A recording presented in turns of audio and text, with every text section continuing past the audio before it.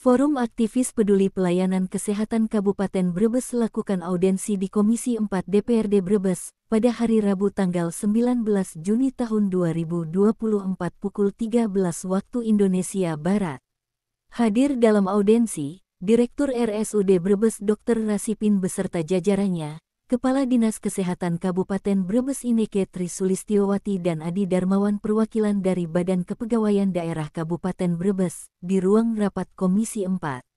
Koordinator Forum Aktivis Peduli Pelayanan Kesehatan Kabupaten Brebes Muhammad Subhan, menyoal transparansi dalam perekrutan tenaga Badan Layanan Umum Daerah BLUD tahun 2024, Subhan mempertanyakan rekrutmen 63 tenaga BLUD pada bulan Februari tidak dilakukan pengumuman secara terbuka, sesuai dengan Undang-Undang Nomor 14 Tahun 2008 tentang Keterbukaan Informasi Publik.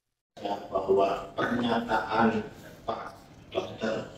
Rasipin tadi mengatakan bahwa bulan Februari Maret seperti ini, belum lagi sebelumnya juga seperti itu. Aku sempat belum. Mbak, maksudnya kan belum. Enggak, ini sudah pernyataannya penjenengan loh. Tadi di sini bilang sebelum juga dilakukan loh, lebih parah. Itu maksudnya belum. Corona apa ya? Enggak, artinya tidak akuntabilitas. Nah, kami kan di sini bahwa dalam 1 tahun ada 2 rekrutmen dengan standar yang berbeda, tetapi nanti mendapatkan beban yang sama. Standarnya kan berbeda, prosesnya berbeda. Ini yang menjadikan kemudian kami tidak bisa menerima secara akuntabilitas, gitu loh. Nah, dikembalikan bahwa argumennya beliau, teman-teman dinas rumah sakit mengatakan ini karena kemudian dalam proses, semua dalam proses.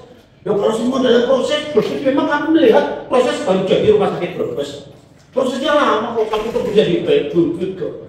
Terkait sama rekrutmen dan sebagainya, saya kira ada perencanaan. Di dalam perencanaan itu ada beban anggaran untuk sebagainya. Saya kira di situ tidak kemudian bahasanya kembalikan lagi. Mas ini dari seperti itu, saya kira kami tidak bisa menerima itu. Ya, terima kasih. Hal senada diungkapkan Dedi Rohman selaku LSM Landep. Menurut Dedi, pernyataan yang disampaikan Direktur RSUD adalah alibi untuk menutupi dugaan kecurangan adanya rekrutmen tenaga BLUD yang tidak transparan. Kata Dedi, kalau memang menurut Direktur Rumah Sakit Terbuka, kenapa pada saat permohonan permintaan salinan SK tentang pedoman pelaksanaan pengadaan pegawai non-pegawai negeri sipil Badan Layanan Umum Daerah BLUD RSUD tahun 2024 tidak diberikan, malah justru pihak rumah sakit membalas dengan jawaban akan dilakukan perekrutmen tenaga BLUD pada bulan Mei secara terbuka dengan sistem CAT. Kalau tadi Pak Dirut Rumah Sakit Brebes itu menyatakan sudah dilaksanakan keterbukaan informasi publik sesuai dengan Undang-Undang 11 tahun 2008. Iya. Apakah Bapak sudah memenuhi dengan permintaan surat kami pada saat itu? Bapak kan surati per tanggal 28 Maret 2024. Saya minta permintaan salinan fotokopi surat keputusan Direktur Rumah Sakit Umum tentang pelaksanaan pengadaan pegawai non-pegawai negeri sipil Badan Layanan Umum Daerah Rumah Sakit Brebes tahun 2024. Tapi justru Bapak memberikan jawaban hanya beberapa rangkaian-rangkaian yang akhirnya muncul bulan Mei akan dilakukan CAT, keterbukaan. Apakah Bapak sudah melaksanakan keterbukaan informasi publik? Artinya apa? Saya minta salinan panjenengan, fotokopi SK panjenengan yang pengangkatan BLUD. Itu yang pertama. Bapak aja tidak memberikan itu.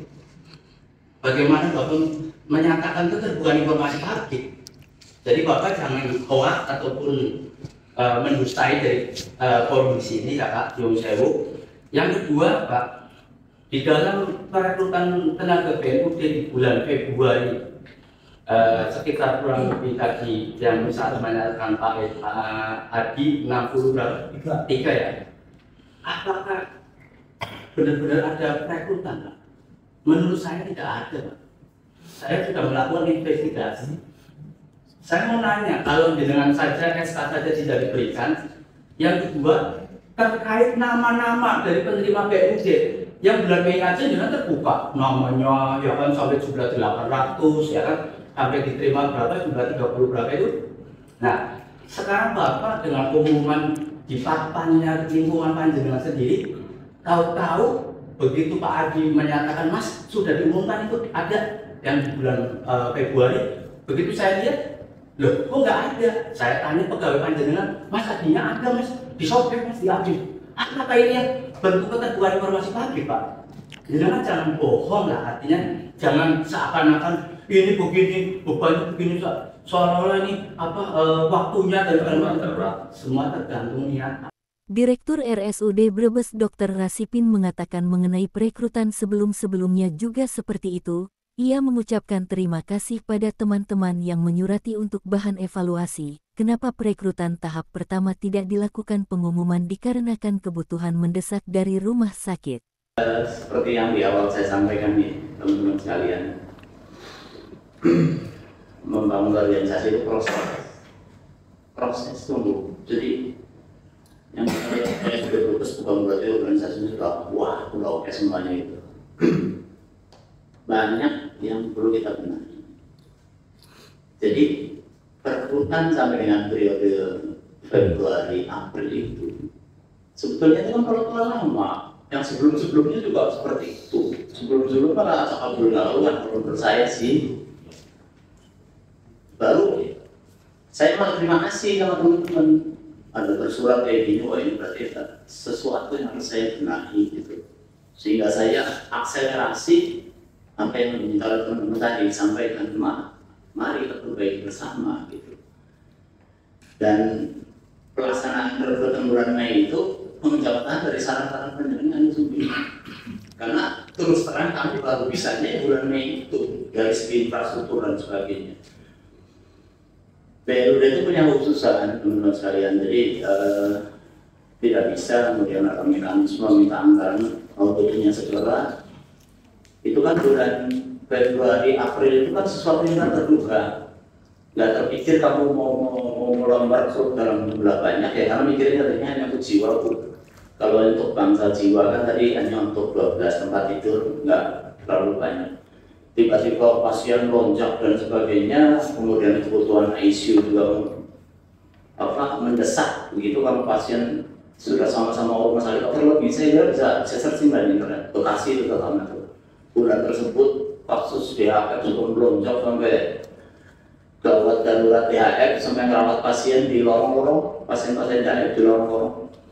Nah itu kan perlu eksekusi sendiri yang dalam waktu cepat gitu lah. Kalau kemudian kita solusinya sesuai prosedural tadi ya, berkonsul dulu bupati, kemudian bupati disposisi ke BKD menganalisis dulu kebutuhan, kemudian dihitung-hitung dan sebagainya.